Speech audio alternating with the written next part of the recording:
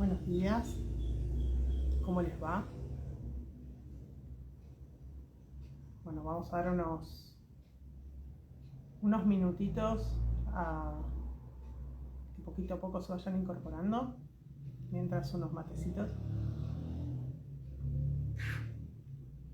Hoy día 12, día de eclipse total de sol en el hemisferio norte. Muchas veces dicen, pero si pasa en el hemisferio norte, entonces acá no impactan las energías. Mucho pasa con las celebraciones de la rueda celta y dicen, no, pero eso es para el hemisferio norte. Y bueno, hoy hay eclipse. Obviamente se siente, es un eclipse para introspección. Hay luna nueva, la luna nueva también es una luna para ir hacia adentro y largar y despedir lo que no nos sirve. Así que es un hermoso día energético para quienes trabajamos con las energías. Y hola, ¿cómo les va? Bueno, este vivo tiene como objeto comenzar a hacer una introducción respecto al mundo celta. Y el motivo principal de esto es que en el mes de septiembre, el 19-20 de septiembre, voy a estar dando una masterclass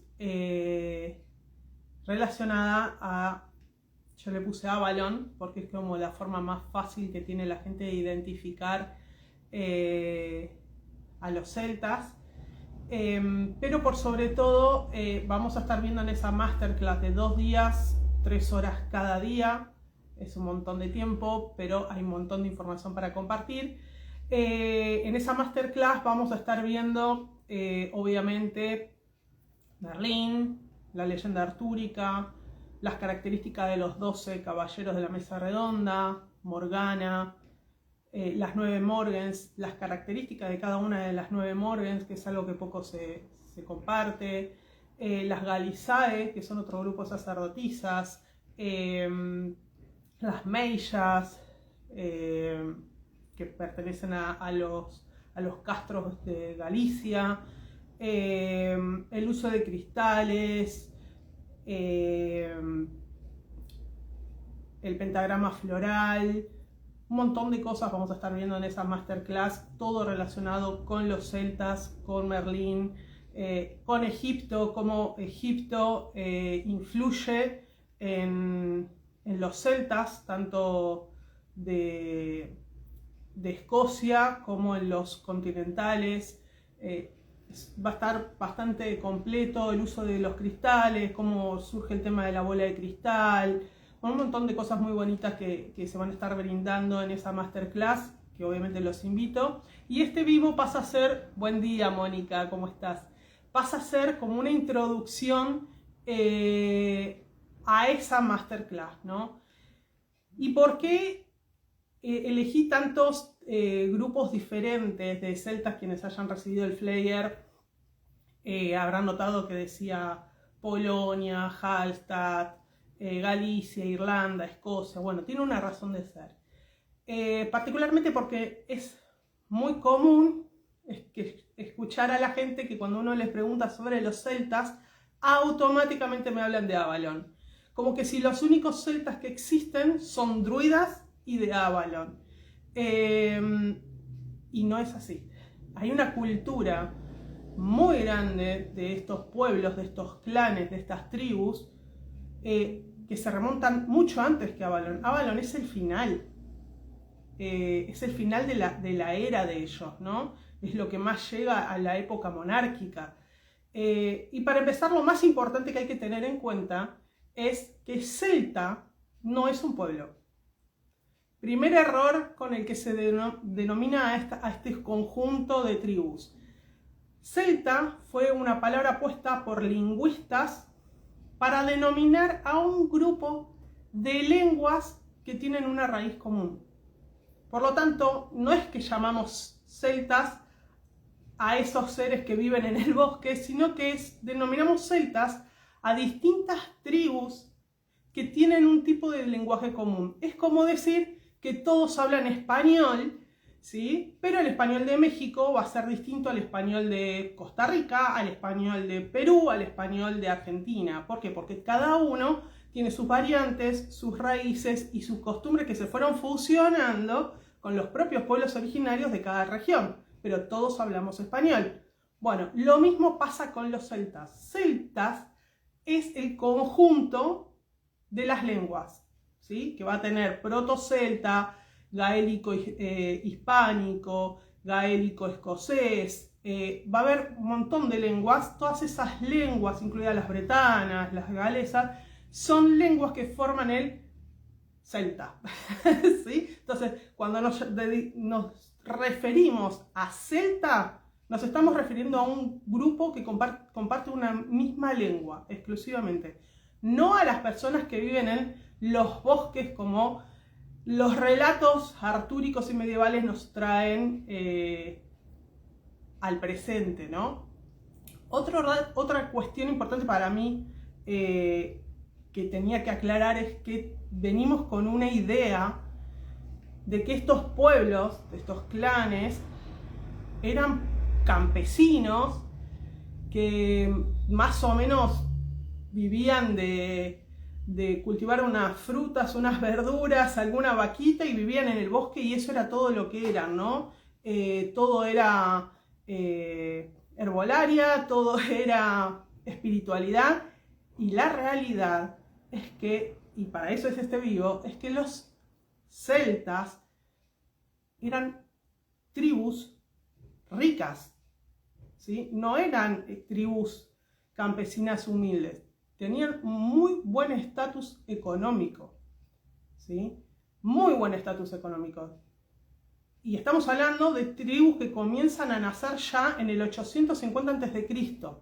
Si bien son posteriores, por supuesto, a lo que es la civilización egipcia, es importante tener en cuenta que ellos aparecen ya antes de la era cristiana. Por lo tanto, cuando nos referimos a los celtas de Avalon, estamos hablando miles de años posterior, ¿sí? Estos grupos nacen muchísimo antes. ¿Y dónde surge, según los registros arqueológicos, como el primer lugar registrado de estas lenguas celtíberas, célticas, como quieran decirle? Es en lo que hoy conocemos como Hallstatt, Austria, ¿sí? Se les denominaba al grupo el grupo de Hallstatt, que ocupaba todo lo que es Austria, Suiza, sur de Francia, algo de Alemania, ¿sí? Era un mapa bastante amplio el que tenían en este lugar. Y corresponde, este grupo Hallstatt corresponde a lo que es la primera edad de hierro. ¿Y por qué la primera edad de hierro? Porque en esta era todavía el celta trabajaba con el bronce más que con el hierro. Ya recién al 400 a.C. comienza a trabajar y a explotar el trabajo de herrería con este metal, como es el hierro. ¿Y por qué Hallstatt es tan importante? Porque este es el primer lugar para mostrar que no eran pobres. Hallstatt significa lugar de sal, ¿sí? Esto ya denota que estamos hablando de minas. Por lo tanto, estos celtas eran mineros. La sal siempre desde la antigüedad fue un producto de lujo, un producto caro y un medio de pago. Por lo tanto, imagínense que estos pueblos, estos clanes, no eran pobres, porque comercializaban algo que era carísimo para todo el resto de Europa. Tal es así que con la sal que ellos extraían en estado puro, la procesaban en cuencos de cerámica. O sea, ya estamos hablando que ellos tenían trabajo con cerámica, y Una vez procesados se obtenían como unos bloques de sal, como vemos por ahí quizás la sal del Himalaya en bloques, bueno, algo así, bloques de sal para poder transportarlos a la venta, ¿no? Si bien la sal, obviamente lo que es la parte, el grupo que se dedicaba a la espiritualidad y al trabajo energético y a la medicina, usaban la sal para limpiezas, protecciones y por demás, porque es un cristal y es uno de los cristales más puros que hay, ¿sí? La realidad es que ellos comercializaban con el Mediterráneo.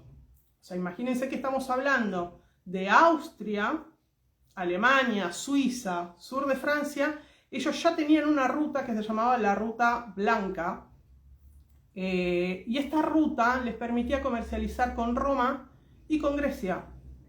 ¿Y qué era lo que ellos buscaban en esos lugares? Lo que no tenían: aceite de oliva, vino y productos de lujo que por ahí producía Grecia en ese momento. Por lo tanto, los celtas no vivían de hidromiel nada más o de sidra. Ellos vivían, ya ingerían vino en el 850 a.C., y usaban el aceite de oliva al igual que lo usaban los egipcios mucho antes, tanto para ceremonias, funciones y por demás, como para alimentación. Entonces, este grupo de lo que es la localidad de Hallstatt es la cuna de las celtas. Hallstatt, como para que se hagan una idea, es lo más parecido a este cuadro que está acá. Lo más idéntico que hay es esto: casitas, iglesia que hay por ahí arriba, lago enorme y montañas. Quizás algunos dicen, bueno, se parece a los territorios por ahí vikingos, como Kattegat y esas cosas. La diferencia primordial es que no hay fiordos, ¿sí? Esto está entre medio de los Alpes, lo más cercano a Salzburgo. Entre medio de los Alpes es bastante complejo llegar. Es un patrimonio de la UNESCO, ¿sí? O sea que es patrimonio de la humanidad. Si algún día tienen la posibilidad de decir, bueno, yo quiero conectar con los celtas, que no sea solamente pensar en Avalon, sepan que la cuna es ese lugar, es Hallstatt. Se sigue hoy produciendo la misma sal y se extrae de los mismos lugares que usaban ellos, y los arqueólogos han encontrado un montón de vestimenta, herramientas, incluso canastas con granos y por más que quedaron dentro de esas minas totalmente conservadas, porque sabemos que la sal tiene esa capacidad, ¿no?, de conservar. ¿Qué hablaban estos clanes de esta zona? Hablaban lo que se llama proto-celta, ¿sí? Es importante tener en cuenta que ningún celta hablaba solamente su lengua. Por lo tanto, acá ya estamos hablando también de un nivel cultural elevado, ¿sí? No solamente estaban bien posicionados económicamente, no solamente eran excelentes comerciantes, buscados por su bien preciado, que en otros lugares no había. Aparte, la sal de Hallstatt es una sal bastante particular porque no tiene exceso de yodo, es extra blanca, más blanca que la que por ahí conocemos acá. Y entonces, ellos, como los celtas, tenían un concepto de no... si bien se extendían territorialmente, respetaban los pueblos que existían en esos lugares. Entonces, como regla primordial, ellos aprendían las lenguas de los pueblos vecinos para poder comercializar, porque ellos eran comerciantes. Entonces, ellos no hablaban solamente su lengua la dejaban exclusivamente para su grupo, su pueblo. En lo que es Hallstatt se denominaban principados, ¿sí? O sea, esto habla también del tipo de jerarquía y de gobierno que tenían ellos.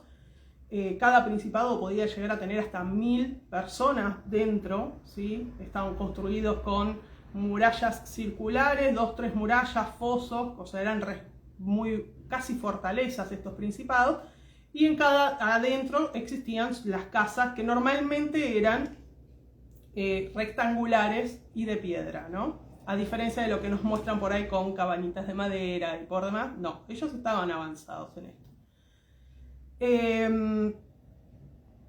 Entonces ellos no hablaban una o dos lenguas, ellos hablaban muchas lenguas. Esto les daba otro estatus también, porque ellos podían interactuar con muchos pueblos. Otra cuestión importante a tener en cuenta es que lo más importante dentro de un pueblo o clan eran sus guerreros, no los druidas, no las sacerdotisas. Eso era algo importante, sí, porque formaba parte de sus creencias, de su folclore. Es como que un pueblo tenga como relevante la iglesia católica, la iglesia judía, la musulmana o la que fuere. Es importante, pero ¿cuál es la herramienta principal? ¿En qué se destacaba? Se destacaban en guerra. Ellos eran excelentes guerreros, incluso mejores que los vikingos. Incluso mejores que los vikingos. Incluso tenían mejores armas que los vikingos.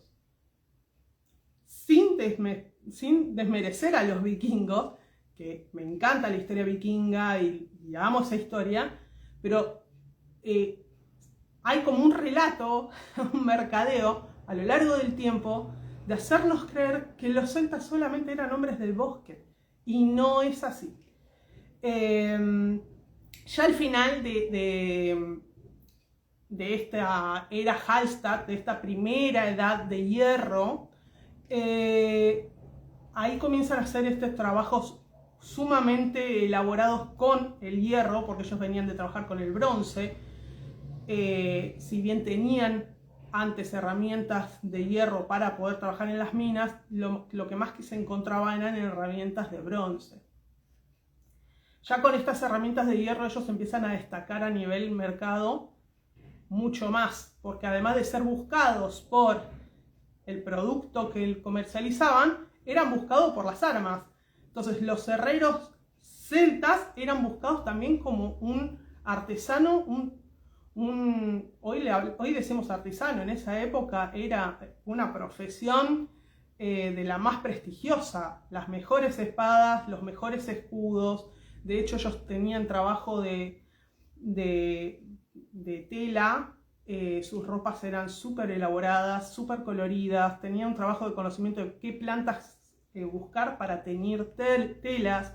Entonces, imagínense que si en el primer grupo, que es el que recién nace, era tan elaborado su nivel de vida, ¿por qué llega a nosotros el relato de un simple hombre de bosque, como pintan por ahí a Merlín, o como pintan por ahí en cualquier historia de la saga artúrica, ¿no? Ya cuando termina Hallstatt, la era Hallstatt, comienza lo que se llama, según los arqueólogos, la era Latén, ¿sí? En francés, con acento en la primera E, Latén, que corresponde a lo que se llama la segunda edad de hierro, ¿sí? Que es la más rica en arqueología, es la más rica en lo que nos llega a conocimiento.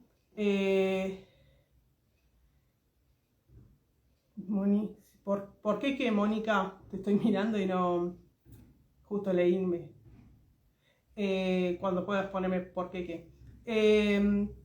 Entonces, en esta segunda edad de hierro, yo podría haber elegido un montón de lugares, pero bueno, lo voy a acotar como para darles un paneo. Me voy a Polonia, ¿no? A lo que hoy es Polonia. En ese entonces era la zona eslava, que abarcaba mucho más. Ah, ¿llega distorsionado? Bueno, perdón, no me percaté de eso.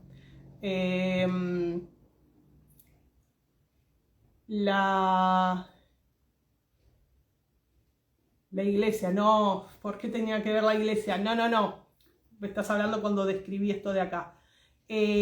porque hoy día, si vas a Hallstatt, en los lugares, como pasó siempre, donde se persiguieron a estos pueblos, lo que predominó fue la Iglesia Católica.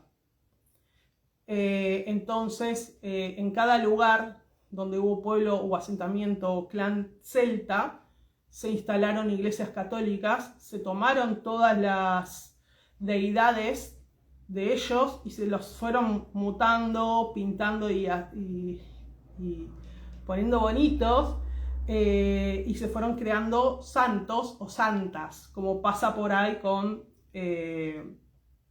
como Santa Brígida, ¿no? En Irlanda, que estamos hablando de Brigitte.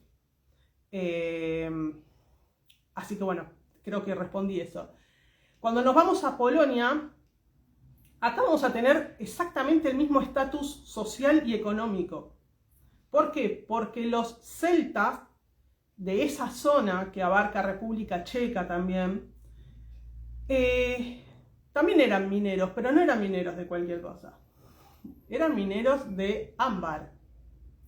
¿Sí? Ya acá vemos cómo empiezan ellos a interiorizarse en temas cristales. ¿Sí? Cuando uno suele escuchar a muchos maestros hoy día en Instagram o en Reels o en distintos cursos que dicen, bueno, los celtas usaban cristales para el trabajo energético. Sí, claro que los usaban y de hecho los extraían de minas.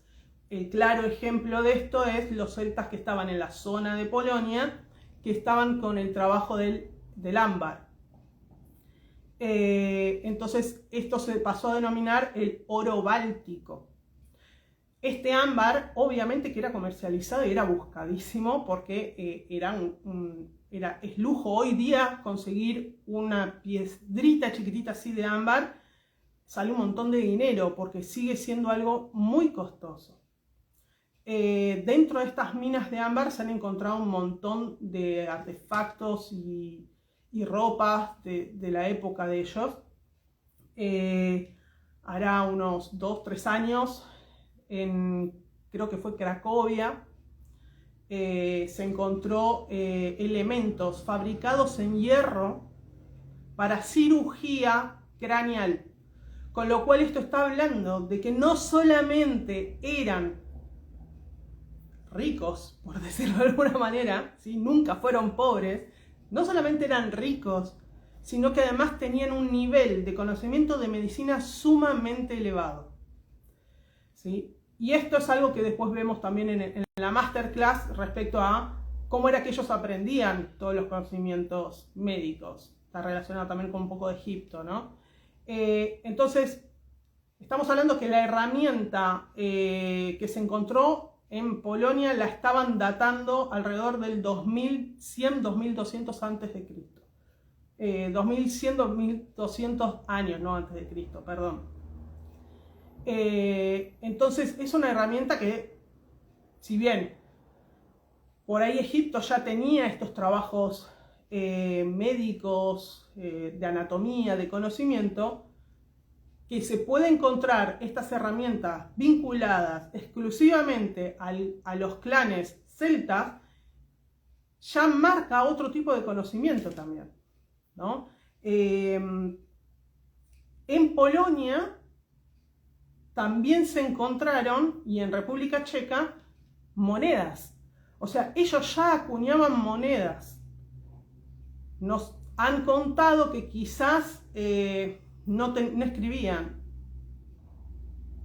no sabían escribir. La tradición era solo oral. Eran gente que se dedicaba a contar unas hierbas y hacía determinadas cosas, y en realidad esto es muy importante porque hay que empezar a mostrar cuál es la realidad de la cultura en sí y cómo surge y cómo nace. Ellos ya tenían moneda antes de que en la Edad Media tengan moneda. O sea, esto es importante. O sea, que se han encontrado estos objetos en Polonia. También se han encontrado en República Checa espejos de agua, lagos, pozos, que sabemos que los celtas y la espiritualidad nos conectan mucho con ese elemento, porque es portal, porque es purificación, porque es un montón de elementos que se usan para lo que es la espiritualidad. Y se han encontrado en estas zonas muchos espejos de agua donde hay ofrendas, particularmente de espadas, ¿no? Y monedas. Entonces estamos hablando de mucha historia poco comentada y que nos limita exclusivamente a Avalon. Y esto de las espadas es relevante porque volvemos a lo mismo. Lo primordial y lo más respetado y más relevante de estos clanes eran los guerreros. ¿Sí? Los guerreros eran lo más relevante de todos estos grupos. Eran excelentes guerreros. Quizás lo más común hoy, si se los traigo como algo para que puedan ubicar el tipo de fiereza que tenían, uno por ahí puede decir William Wallace, ¿no? Como algo para poder visualizar de una manera. Pero eran muy buenos guerreros. Eran muy buenos comerciantes, tenían un nivel cultural muy elevado comparado con la media geográfica en la que estaban, y por sobre todo tenían conceptos de higiene que no tenían en los otros lugares.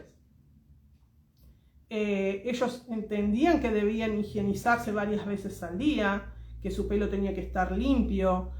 Todo esto sí tenía que ver con la espiritualidad, todo esto sí tenía que ver con conexión con la naturaleza, pero que todo esto que quizás también se veía un poco en Egipto, porque las sacerdotisas y sacerdotes de los distintos templos egipcios tenían esta creencia también de que debían asearse, incluso hasta depilarse completos, para poder estar puros ante la deidad, ¿no? Y los celtas tenían este tipo de trabajo. Ellos también trabajaban de esta manera. Entonces, bueno, tenemos Polonia, República Checa. En Polonia también hablaban el proto-celta, más las cuatro lenguas que había de los pueblos que estaban cercanos. También comercializaban con Grecia, también buscaban vino, pero además ellos ya fabricaban y usaban vidrio, ¿sí? Entonces ellos ya estaban con un pasito más que los que estaban en Hallstatt, ¿sí? Hallstatt usaba la cerámica, si bien eran cerámicas que estaban pintadas y por demás. Cuando pasabas a Polonia y República Checa, ya empezaban con el trabajo del vidrio y todo el origen que lleva el vidrio con la bola de cristal, ¿no? O sea, que surge con los celtas.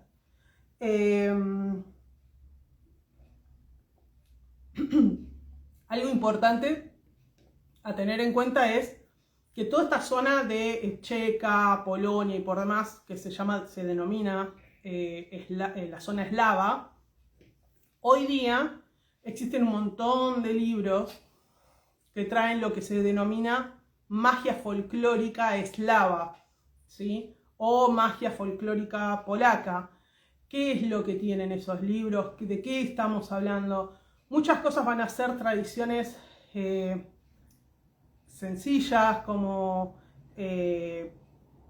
no sé, quizás lo más común hoy sería hablar de un mal de ojos, ¿no? Pero otros eran como rituales de ir a cruces de camino en plena luna nueva, por ejemplo hoy, pararse en el medio de una esquina, entre las calles, y recitaban frases cortas, por lo general eran frases cortitas, y se repetían como un mantra hasta entrar en éxtasis, para lograr canalizar o manifestar lo que deseaban. Entonces, en la magia eslava hay mucho de magia oral, ¿no? de cantos, de mantreados, a diferencia de lo que es por ahí la magia de Islandia, que muchos confunden con magia vikinga o magia rúnica, y no lo es, ¿no? O sea, hay un montón de simbología que muchos tendrán por ahí dando vuelta, que son como esos asteriscos, le digo yo, que en las puntas tienen un montón de simbología rúnica. Eso no es vikingo, es muy posterior y se llama magia de Islandia. ¿sí? Hay un montón de libros que hacen a ese tipo de magia, que son brújulas o son protecciones. Se llaman sellos. Hola Ronnie, ¿cómo estás? Entonces, particularmente, la diferencia principal entre Hallstatt y Polonia es una evolución financiera, una evolución militar, una evolución cultural. De Polonia me voy a la península ibérica, ¿no? Y voy ya directamente a Galicia. La península ibérica se destaca por ser el lugar de lo que es Europa continental donde más riqueza arqueológica hay sobre los pueblos celtas, donde más se asentaron los celtas, pese a que por ahí creemos que solo se evocaron en un lugar, es donde más se asentaron los celtas. Pero como en esa época la zona de España, la península ibérica era como más amplia, estamos hablando de épocas de imperios, imperio romano, acá el punto es que cada castro, cada clan, tenía creencias distintas y formas de llamar a las cosas de manera diferente. Sin embargo, compartían la lengua, ¿sí? En lo que es la península ibérica se hablaba el hispano-gaélico, ¿sí? Que lo vamos a estar viendo ya en la zona de las islas británicas, ¿no? ¿Y por qué traigo a colación Galicia y no otro lugar? Bueno, porque a mí primero porque Galicia tiene una riqueza de pueblos o castros, principados, más conservados de esa época, de estos pueblos, de estos clanes, de estas tribus. Particularmente conservan el concepto que ya tenían en Hallstatt, el concepto que ya tenían en Polonia, de hacer estos anillos de murallas, ¿sí? El anillo, el círculo, el espiral siempre fue algo que destacó en la cultura celta. Pero acá cambia la idea de construcción de las viviendas. Pasamos de construcciones rectangulares, que era lo más común en Hallstatt o en la zona de Eslava, y pasamos a construcciones circulares. Las casas ya eran circulares, de piedra, ¿sí? Con techos cónicos de madera o de paja. Y esto es interesante porque es el mismo tipo de construcción que quizás se encontró en la era vikinga, ¿sí? Si bien en la era vikinga se usaba más la madera, esto de construir en círculos y poner los techos cónicos era muy común. Por lo tanto, habla de una secuencia, un vínculo, una herencia de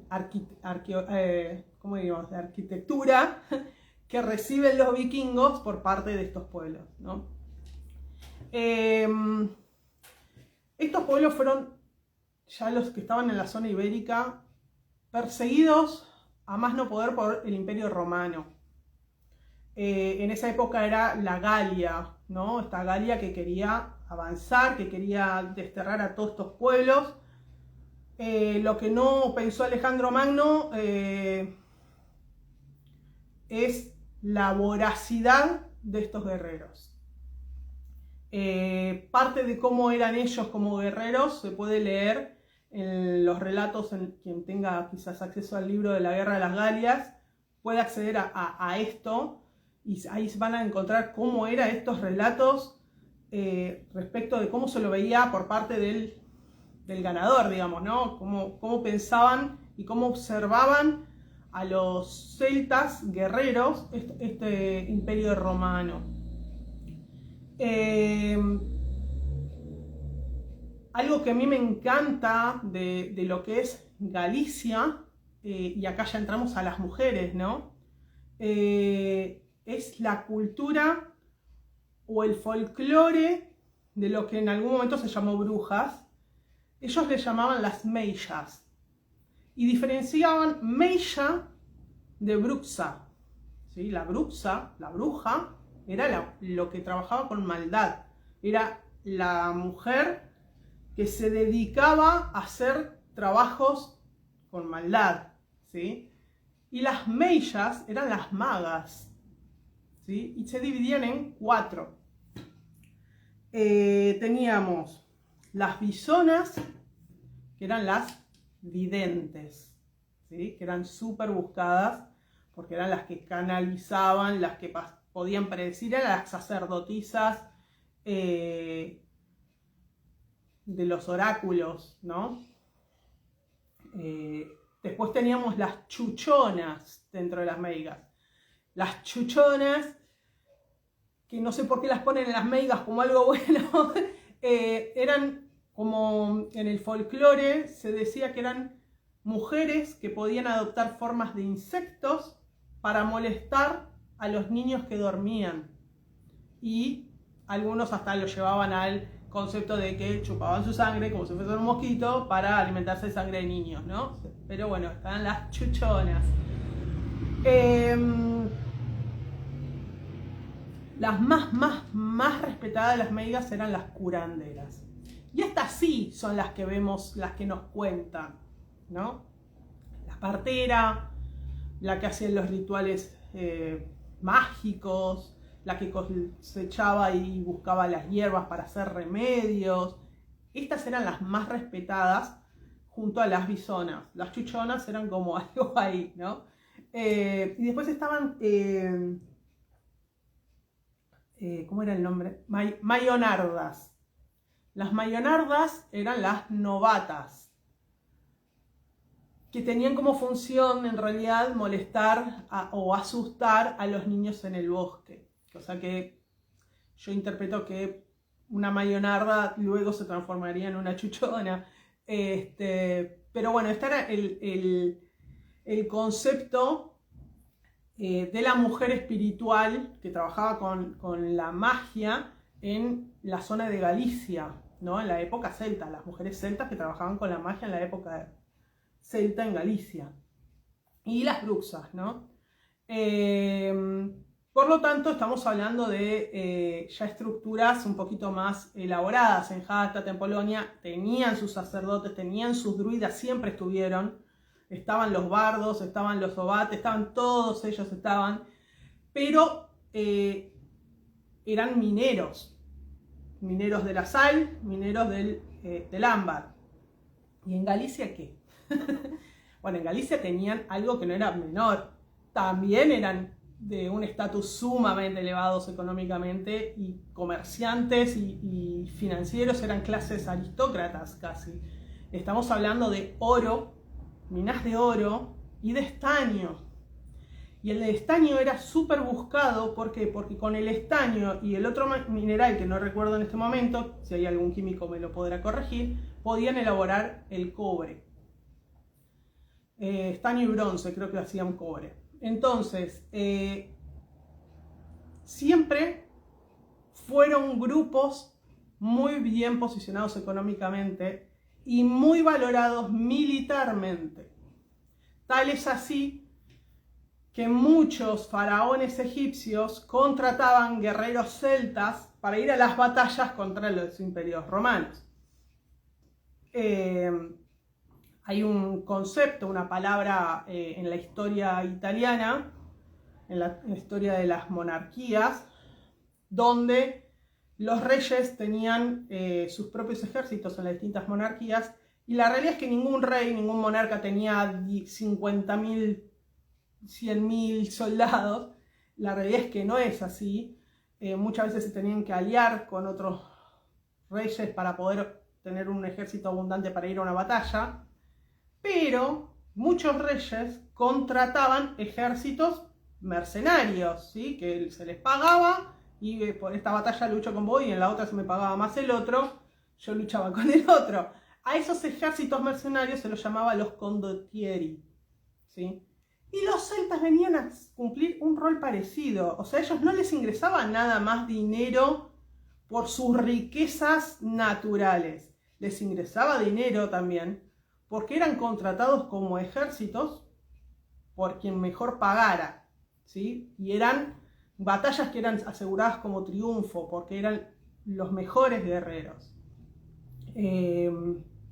Entonces tenemos en Galicia montón de cultura y folclore, que los invito a que investiguen, porque el folclore celta de Galicia, que los romanos le decían los galaicos, es riquísimo en historia. ¿Qué más puedo decir? Bueno, los clanes tenían vínculos. No había un clan y este clan no se comunicaba con él. Cada clan estaba relacionado por vínculo familiar o por vínculos de lealtad. Todos los clanes celtas estaban unidos, por eso era difícil ganarles una batalla, porque si se atacaba a un clan, todos los demás clanes iban a estar a disposición para defender las tierras, porque ellos valoraban la riqueza que le daba la tierra. Dentro de lo que es Galicia hay un castro, que es el más importante, que es un castro que está en Pontevedra, es el que está mejor conservado además, y esto es importante porque el castro que está sobre Pontevedra, que es arriba de la montaña, está en el camino de Santiago de Compostela, ¿no? Y muchas veces cuando uno enseña sobre el camino de Santiago, siempre se le da como más relevancia a los templarios o más relevancia a Magdalena. La realidad es que es un camino que primero hicieron los celtas, ¿sí? Entonces, cuando uno hace el camino de Santiago, es importante también saber la historia de que en esos lugares, antes que los templarios, antes que María Magdalena, estuvieron los celtas. Y hay mucha arqueología en el camino que tiene que ver con ellos, ¿sí? Entonces, hay relación en cierta manera en estos caminos. Y ese camino de Santiago, que termina en Finisterre, ¿sí? El camino de Santiago de Compostela termina en Finisterre, comienza en Francia y termina ahí.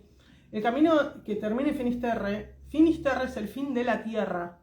Ese lugar ya era un lugar al que iban los celtas a hacer sus ofrendas y sus retiros espirituales, por decirlo de alguna manera. Ellos peregrinaban hasta el Finisterre porque era donde se terminaba el mundo y donde el sol se ponía. Entonces ellos le pedían a la tierra, al final, al dios fuego, lo que necesitaban para sus tierras, lo que necesitaban para su familia. Se bañaban en esas aguas de mar, ¿sí? Y volvían como, volvían purificados. Eso es algo que termina adquiriendo la Iglesia Católica a través de distintos grupos y culturas, adaptándolo a lo que es el Camino de Santiago de Compostela. Pero la realidad es que ya estaba usado antes esos mismos lugares por los celtas de la zona de la Galia, ¿sí? Bien, nos vamos a Escocia. En Escocia, a mí particularmente me gusta mucho más la historia irlandesa, que es la que en realidad todos conocen. Todos los relatos celtas que todos conocen son gracias a la mayoría de los manuscritos de los monjes de Irlanda, que transcribieron la totalidad de lo que iban conociendo de los pueblos celtas, ¿sí? Pero la historia escocesa es muy rica, es muy interesante porque además se conecta mucho con Egipto.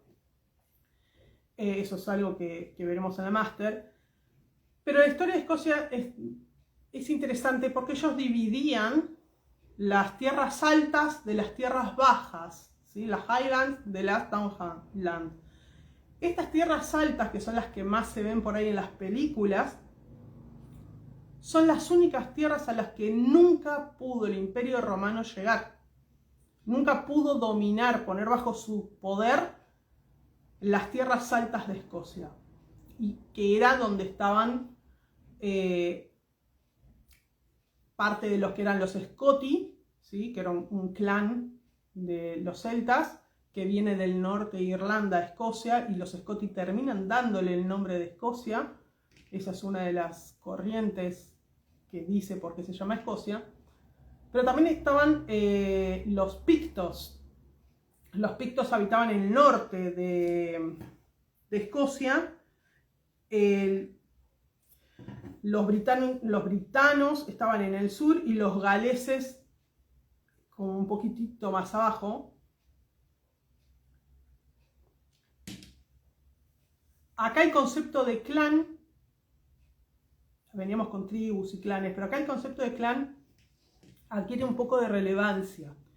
¿Por qué? Porque clan es una palabra gaélica, por lo tanto se dice clan, ¿sí? Sabemos que la C es como una K o una Ch, ¿sí? Es un clan. Clan significa hijo, significa familia. Por lo tanto, cada clan pertenecía a un linaje familiar, ¿sí? Este imperio romano que logró dominar casi todo, todo lo que era Britania, ¿sí? Nunca pudo con las tierras altas. Entonces, para evitar las incursiones de los pictos, crearon dos especies de muros. No sé si saben, no es novedoso que tengamos muros separando lugares, ya estaban inventados en esa época. Dos grandes muros para separar a estas incursiones de estos pueblos feroces que, según los relatos del Imperio Romano, ellos decían, los pictos van a ser, volvemos a lo mismo de antes, como William Wallace, ¿no? Los pictos eran hombres que luchaban ferozmente, desnudos o semidesnudos. Imagínense la ferocidad con la que iban a batalla, ¿no? Que no necesitaban cubrirse en nada, ellos iban directamente a batalla, pintados con colores azules. Estos colores azules iban a estar extraídos de determinadas plantas, y lo que se pintaban por lo general eran geometría, ¿sí? Símbolos geométricos, los nudos, los espirales y por demás, incluso animales. Entonces los pictos tenían esta fiera, esta forma de ir a la batalla, que luego adoptan. Imagínense que estamos hablando del norte de Escocia, es lo más cercano a lo que es Islandia con los vikingos en su momento posterior, ¿no? Que ellos iban vestidos, por lo menos, con el frío que hacía, estaba complicado, ¿sí? ¿No? Bueno, entonces tenemos a estos pictos. Estos pictos son los que se representan en todas las películas donde se habla de William Wallace, ¿sí? William Wallace no era celta, ¿sí? William Wallace, estamos hablando que nació en el 1250, ya no había celtas, ya los habían sacado de todos lados. Los pictos nunca fueron eliminados, los pictos se fusionaron con los pueblos que había, por lo tanto las tradiciones celtas en el norte de Escocia no se eliminaron, no se perdieron, al igual que en el sur de Irlanda. Son dos lugares donde hoy día las costumbres y la lengua se mantienen, la lengua gaélica, ¿no? William Wallace significa Gales, ¿sí? Viene del gaélico, Wallace significa Gales, y era una forma de decir despectivo. El Imperio Romano tenía una forma de decir despectivo al extranjero, pero no cualquier extranjero, al extranjero de los clanes britones de las tierras del sur, ¿sí? Entonces, William Wallace tenía ese apellido en función de que en su linaje, históricamente, él venía de las tierras celtas de los britones. Por eso, cuando él va a batalla, es un héroe nacional escocés, William Wallace, cuando él va a batalla, él va representando, si bien un clan de Escocia del Norte, va representando a la cultura celta. Por eso él se pinta el rostro con azul como un picto, ¿sí? William Wallace fue, pobre, condenado a muerte con estos juicios de la época medieval, al igual que los juicios de las brujerías, inventados con farsas y por demás. Él fue condenado a muerte.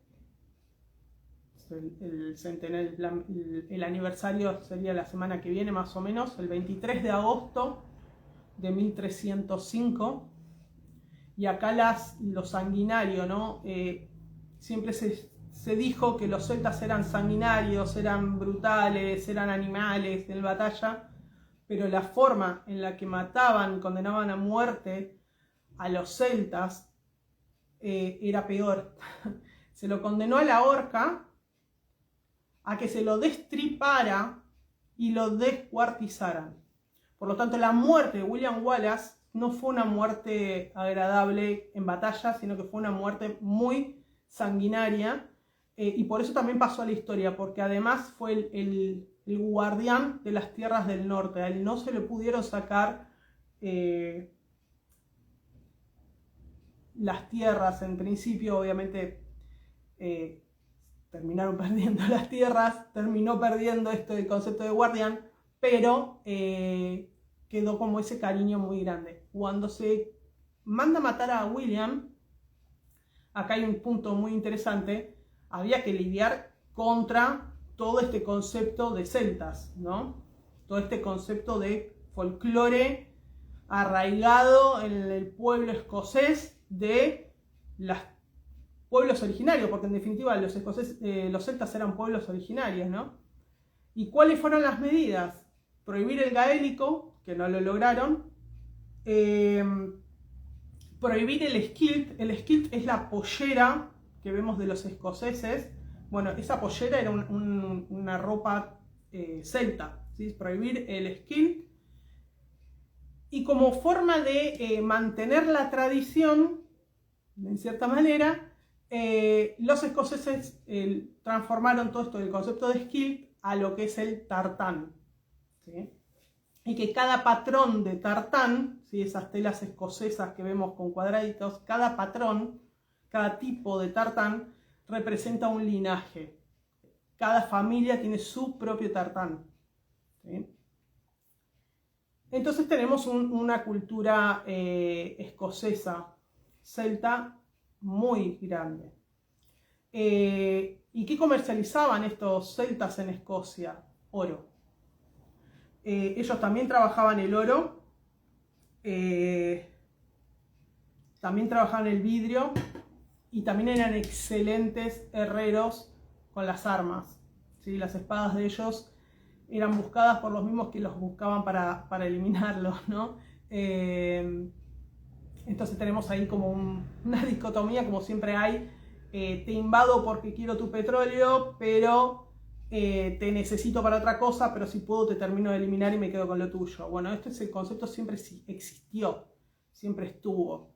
La realidad es que obviamente los celtas siempre tuvieron un estatus superior, reconocidos tanto en continente como en islas por su cultura, porque no eran gente bruta de bosque, ¿sí? Más allá de que los druidas sí trabajaran en el bosque. Entonces a nosotros lo que nos llega como relato es el trabajo de los druidas, el trabajo de las sacerdotisas o las druidesas, pero la realidad es que eso era una parte de lo que es los celtas en cada lugar. Los escoceses trabajaban mucho el oro, ¿sí? El oro era fundamental. Usaban una piedra que se llama piedra azabache. Era una piedra muy buscada, negra, que se usaba para hacer botones. Por lo tanto, imagínense que ya sus ropas tenían un nivel botones, broches y artículos funerarios. Por lo tanto, eran muy buscados esos materiales en lo que era toda la Europa continental y insular.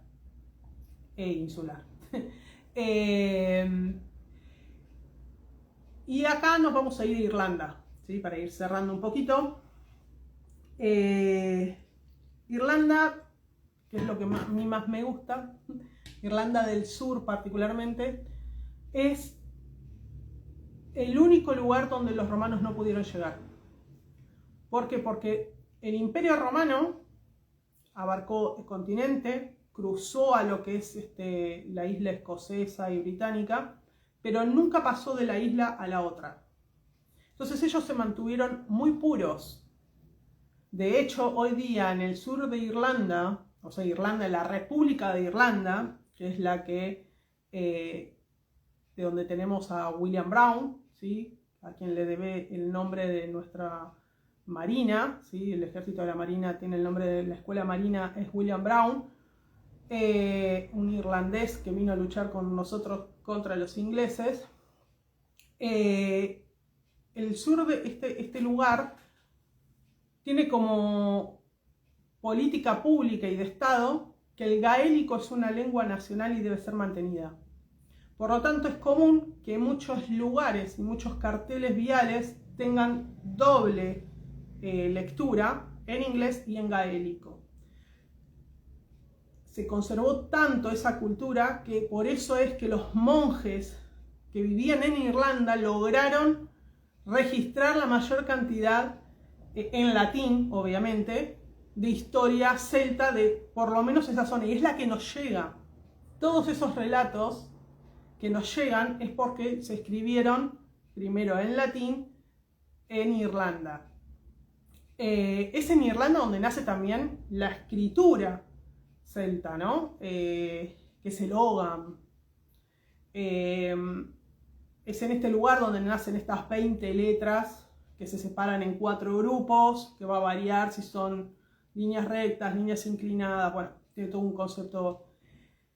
¿Y para qué se usaba esta escritura? Esta escritura se usaba, fíjense, testamentos.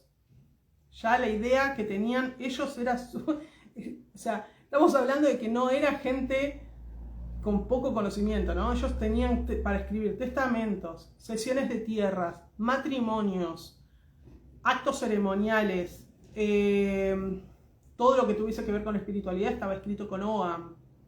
El Ogham es un lenguaje que se basa en árboles, ¿no? Cada letra es el nombre de un árbol o de un arbusto que pertenece a la cultura. Y acá viene que sí sabían escribir. Los del final de lo que es el ciclo celta sabían escribir, tenían su lenguaje. Se escribía en piedra o se escribía en madera o incluso hasta en los mismos árboles. También está registrado que las mujeres tenían independencia y libertad. ¿Esto qué quería decir? Si bien los matrimonios podían ser por arreglos políticos entre clanes, ella podía decidir no casarse y se respetaba su voluntad. Ella tenía sus propios bienes y si se casaban y después se divorciaban, que se podía a pedido de ella también, si se divorciaban, ella se podía llevar sus bienes. ¿Por qué? Porque ya estaba registrado qué bienes había llevado al matrimonio cada uno de los cónyuges, ¿sí? La mujer era la que se quedaba con los niños. La mujer podía tener tierras y heredar tierras. Y esto, que por ahí dicen muchos cuando se habla de las mujeres cátaras, dicen la mujer cátara era libre y podía heredar tierra. La mujer celta antes ya lo podía hacer. Entonces lo que hacían las mujeres cátaras en realidad era adoptar ya una cultura que estaba en el lugar en el sur de Francia. ¿Sí? ¿Por qué? Porque era donde estaban, sí, Mónica, súper avanzados. Entonces, estamos hablando de que muchas cosas que nos llegan como novedosas posteriores ya eran elaboradas por ellos mucho antes. Si nos vamos a los vikingos, la mujer vikinga también tenía libertad. Podía casarse, podía divorciarse, podía heredar, podía ir a batalla y podía gobernar de la misma manera que las mujeres celtas. Incluso podían llegar a ser reinas. Y el caso más claro dentro de lo que es como mujeres guerreras y reinas en Irlanda es Boudica, ¿sí? Que pasó a ser casi hasta una deidad, ¿sí? Boudica fue una mujer que ella llevó tierras a su matrimonio, su marido llevó tierras, pero su marido, antes de morir, había hecho como una especie de acuerdo de que cuando él moría, la mitad de los bienes pasaban a fulanito de otro clan, y la otra mitad de los bienes que le correspondían a ella, iban a pasar como que digas al rey de otro lado, y ella iba a quedar como sin tierra, sin nada. Esta actitud, cuando ella ve que él ya hizo esto, la hace tomar las armas y salir a defender las tierras. Y no solamente eso, sino que logró que todos los clanes se unan con ella para defender. Se transformó en reina de esos clanes. Terminó muriendo en batalla. Pero esta aguerrida idea de mujer independiente y luchadora la llevó a transformarse en casi una deidad en Irlanda. De hecho, muchos oráculos celtas, que incluyen por ahí cartas de celtas, qué sé yo, de deidades celtas, suelen tener una carta que menciona a Boudica, ¿sí? ¿Y qué comercializaban? Porque volvemos a lo mismo, siempre estamos hablando que el trabajo de minería fue fundamental para todos los celtas, ¿sí? Los guerreros eran lo más alto social dentro de sus estructuras que tenían, que siempre fueron estructuras jerarquizadas. Los celtas irlandeses trabajaban el mármol, las canteras de mármol. Volvemos a lo mismo con el tema de los cristales, la sal, el ámbar, el mármol, la piedra azabache. O sea, ellos trabajaban siempre minerales y cristales y cosas que eran sumamente costosas, muy codiciadas en toda Europa, sabían que lo eran, se encargaban de aprender las lenguas de los demás para poder comercializar, algo que los demás no hacían para poder comercializar con ellos.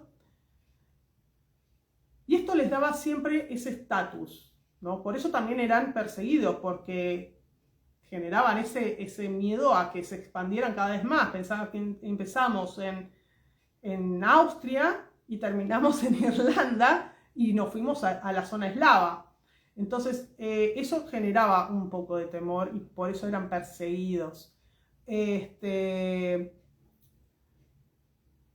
Así que bueno, esto era lo que yo quería traerles hoy como algo introductorio a lo que es la masterclass yo le puse el nombre Avalon porque es lo que más fácil identifica a la gente, pero es una masterclass donde vamos a estar hablando y aprendiendo sobre cristales, aprendiendo sobre flores, aprendiendo sobre las sacerdotisas, sus roles, ¿sí? Porque obviamente va a estar enfocado más a la parte femenina. Vamos a estar aprendiendo sobre Merlín, sobre Arturo, sobre Avalon. Son 2 días con mucha info. Al que esté interesado, por supuesto, me escribe.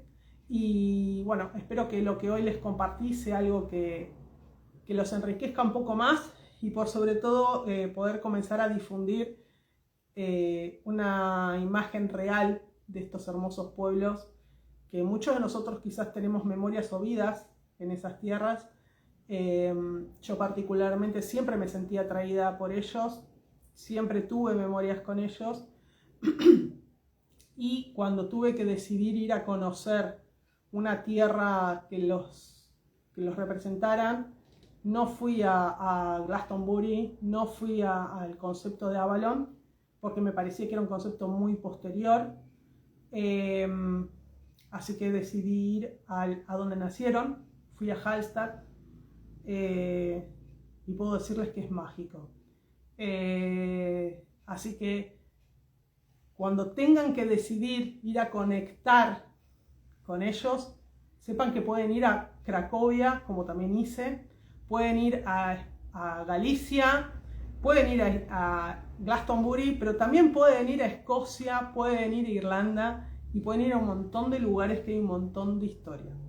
Espero que les haya gustado. Sí, Mónica, siempre, sí, son una cosa en el corazón que late y son hermosos. Me despido y espero haberles llenado el alma con un poquito de conocimiento. Raíces gallegas, bueno, tenés un montón para investigar ahí. Te recomiendo un montón para investigar, Moni. Chao, chao.